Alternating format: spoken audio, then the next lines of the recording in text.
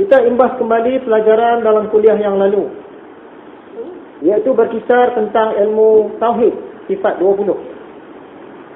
Apakah dua pelajaran paling penting? Dua pelajaran paling penting, yang pertama ialah pelajaran ilmu Tauhid, dan yang kedua ialah pelajaran ilmu solat. Ilmu Tauhid ni untuk membetulkan sembahan kita. Kiranya ilmu Tauhid tidak betul, maka amalan-amalan yang lain pun tidak akan dikira. Begitu juga dengan ilmu solat ataupun ilmu sembahyang. Jika sembahyang kita tidak betul, maka amalan-amalan yang lain pun seakan-akan tidak dikira juga.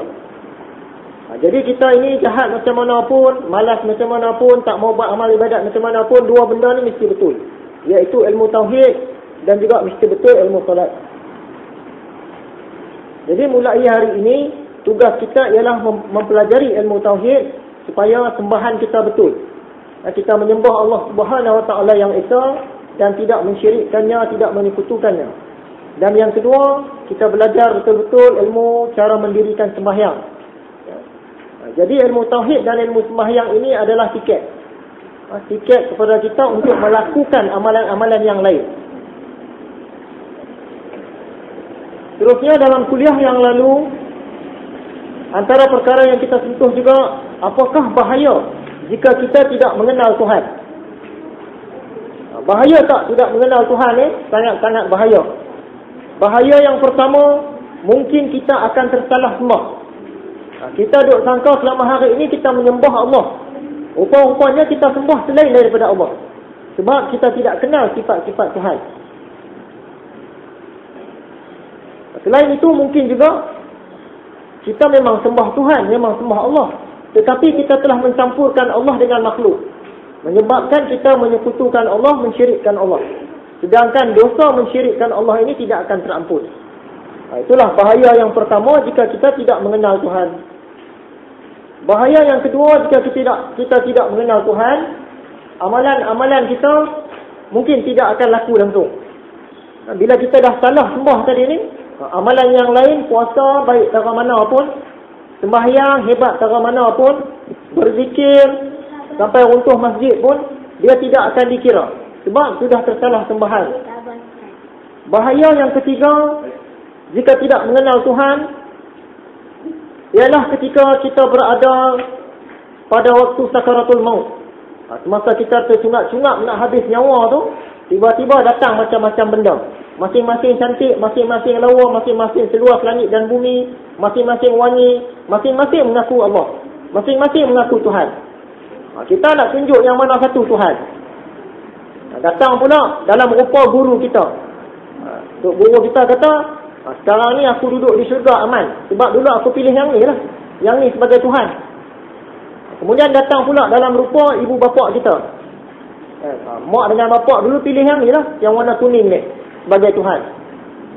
Kalau kita setuju saja, tekad hati kita setuju mengatakan yang ni Tuhan, maka terbatallah seluruh syahadah kita. Jadi itulah tiga perkara bahaya jika kita tidak mengenal Tuhan. Yang pertama tadi, mungkin kita tersalah sembah. Yang kedua, amalan-amalan kita mungkin semua tidak akan laku. Dan yang ketiga, kita mungkin akan gagal ketika menghadapi fitnah sakaratul maut. Sebab itu para ulama' dia sangat menekankan ilmu Tauhid sifat 20. Jadi dalam pelajaran hadis kita ini, kita sentuh sikit saja, 2 kali saja. Seterusnya dalam kuliah yang lalu, kita melihat apakah 3 ilmu yang utama dalam agama Islam. 3 ilmu yang utama dalam agama Islam. Yang pertamanya ilmu Tauhid, yang juga dikenali sebagai ilmu usuluddin, ilmu kalam, ilmu usul, ilmu aqaidul iman. Kita sebut Tauhid saja. Nah, perkara yang kedua, ilmu yang kedua yang penting ialah ilmu fiqh. Disebut juga ilmu syariat, ilmu hukum hakam, ilmu fiqh. Dan ilmu yang ketiga ialah ilmu tasawuf, yang kita sebut juga sebagai ilmu sufi, ilmu akhlak ataupun ilmu adab. Inilah 3 ilmu yang utama, yang menjadi ilmu fardu ain. Semua orang mesti belajar 3 ilmu ini walaupun sikit. Barulah sempurna agama dia. Tauhid, fiqh, tasawuf. Perumpamaan yang saya berikan pada minggu yang lalu ialah dalam bentuk tungku. 3 tungku nak letak kawah, nak masak lauk. Jika tidak ada salah satu tungku, tak boleh nak letak kawah. Kalau salah satu tungku tinggi, tungku satu lagi rendah, letak kawah tak seimbang. Jadi maksudnya, dalam agama Islam ini, mesti ada tiga cabang ilmu. Tauhid, fiqh, tasawuf, dan dia kena seimbang. Ya, kena seimbang.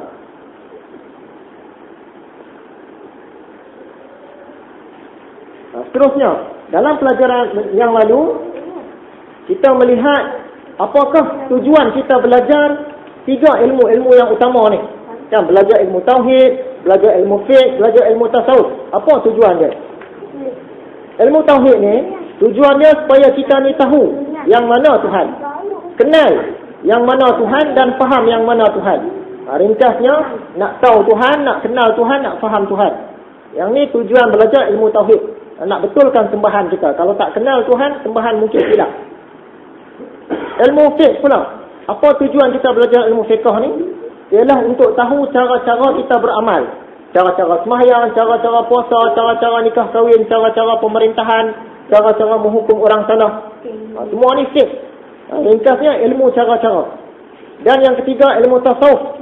Tujuannya kita belajar ialah supaya mencantikkan lagi amal, mencantikkan lagi iman.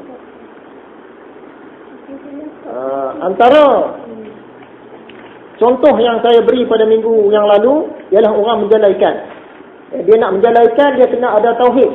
Iaitu dia mesti kenal yang mana satu jala, yang mana satu tempat ada ikan. Bila dah kenal dah dua ni, dia kena tauhid, iaitu cara-cara untuk menggunakan jala. Dia pun belajarlah fiqh, cara-cara menggunakan jala, cara-cara tebarkan jala. Kemudian dia nak bagi cantik lagi cara-cara itu, dia belajar tasawuf, iaitu cara-cara nak bagi jala tu bulat berkembang bila dia balik. Kalau dia tidak belajar tasawuf, mencantikkan cara dia baling jala, mungkin jala dia ni akan bergumpal-gumpal. Mungkin juga jadi bentuk lapan, mungkin juga terjatuh ke belakang. Itu contohnya. Itulah tiga ilmu yang utama dalam agama Islam, fardu ain. Semua orang kena belajar, walaupun sikit. Ilmu tauhid, ilmu fiqh, ilmu tasawuf. Mengapa kadang-kadang kita belajar ilmu sifat 20 ini kita berasa susah nak faham? Sebab ada tok guru yang nak cepat sangat, dan ada tok guru yang dia bawa cara lama, cara yang berbelit-belit, cara susah. Perumpamaan yang kita lihat pada minggu yang lalu ialah 3 biji kereta nak pergi ke Nuri Kawit. 3 orang tok guru sebagai pemandu. Tok guru yang pertama dia bawa jalan jauh, masuk ikut jalan Lombong, lalu ikut kebun getah, lalu jalan melupak-lupak. Sampai tak? Sampai juga. Dia berjaya juga faham ilmu tauhid tadi. Sampai juga rumah Keluri. Tapi orang di belakang dia, anak murid dia ni sakit-sakit badan. Sebab lalu jalan tak elok. Yang ketiga ni pula, dia nak cepat sangat. Dia bawa punya laju, lalu ikut jalan salah, kena saman. Sampai tak? Sampai lah. Tapi tak sempat nak faham. Cara yang baik ialah cara yang pertengahan. Anak murid pun tak teruk sangat, sampai pun sampai juga.